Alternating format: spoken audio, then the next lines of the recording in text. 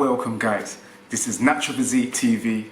Today we're going to basically pick out a topic on bloatiness and how men and also females struggle with this issue as well. So the main things we're going to break down today is food combining, and then I'm going to leave you with the top 10 foods that basically you can have to help reduce the bloatiness that you're struggling with. Continue to watch, share, subscribe, click the like button, and you're going to find out some great tips that's going to help you reduce the bloatiness and understanding a little bit more about food combining. Okay then, so what we're going to basically start with is the breakdown of food combining.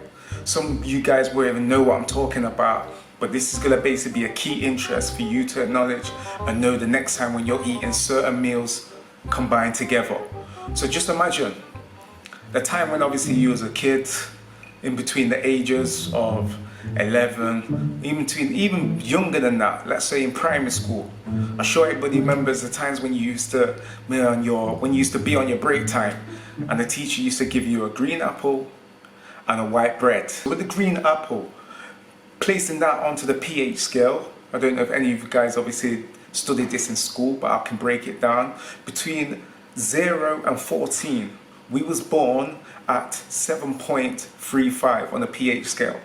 What tends to happen if we bring our body more acidic, which will be less from 7.35 moving onwards to 0, then our body is going to be more acidic, more obviously aware of illnesses, health issues, bone issues. If we produce our bodies to be more towards the 7.35 onwards to 14, we're going to have more beneficial with our health and avoid these complications that tend to happen with diabetes, obesity. So the only ways for us to actually reduce that is to put our body more into the 14 area than actually into the 0 area. So the green apple and the white bread. So basically what used to happen, when you have a green apple, which side is this on? Acidic or alkaline? It's more on the alkaline. That's correct. With the white bread, where is it more onto? Acidic or alkaline? It's more onto obviously the acidic side. So basically with the acidic side, you're eating this and you're mixing it with the alkaline. So what basically tends to happen as well, when you combine alkaline and acidic foods together, it neutralizes, which can lead to bloatiness as well. So I'm going to explain a little bit more. So let's go into it from now. You eat that green apple, you have that white bread, alkaline and acidic, they both combine. You're chewing the food, it goes down obviously through your glands of your throat, it goes into your stomach. Now there's a chemical called the hydrochloric acid.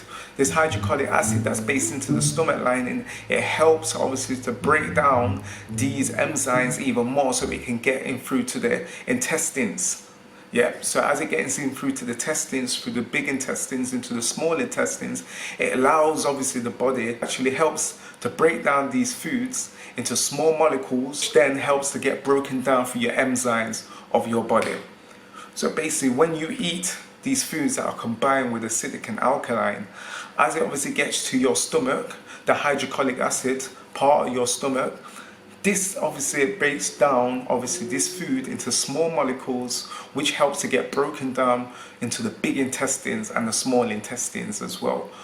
As it gets processed through to there, then it's going to lead into the actual colon. So once it gets inside to the colon now, there's hair follicles. Each part, obviously the bottom of this colon, there's hair follicles that comes as a little spike, and it just basically does this. As it does this, it kind of retrains the food. Any food that cannot obviously get rid of, it will store inside the hair follicles. Yeah, so just imagine basically if food gets stored inside these hair follicles and you've eaten something that cannot be broken down as easy, it gets stored there, and this what can actually lead to bloatiness. Like I said, alkaline and acidic, if it cannot obviously combine, it neutralizes. Yeah, so just imagine if I had a bottle of water.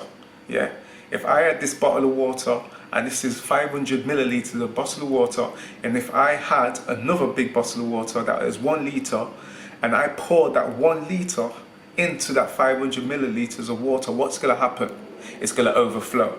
And this is what basically tends to happen with your lymph nodes. Your lymph nodes are the areas that you basically struggle with concerns, basically on your neck, your armpits, your chest, your stomach, the inner thighs, outer thigh. This is where the body tends to storage majority of the fat. As this basically happens, it will storage there. It cannot obviously break down from the liver because the liver's already working overtime with the food. It's already been processed through. So as the liver's basically working overtime to process this other food that you had a few hours ago, then it's going to storage the other rest of the food to the areas of concern.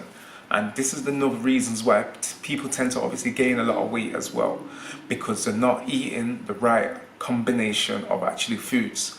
So in case if you do have, let's say, a green salad, you focus on that same alkaline green salad to have something else that is alkaline as well, like lentils.